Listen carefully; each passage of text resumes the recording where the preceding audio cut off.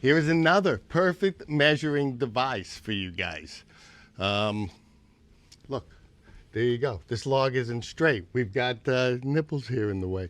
Simple. You could just measure right here. Make sure that it's going to fit through the throat of your saw.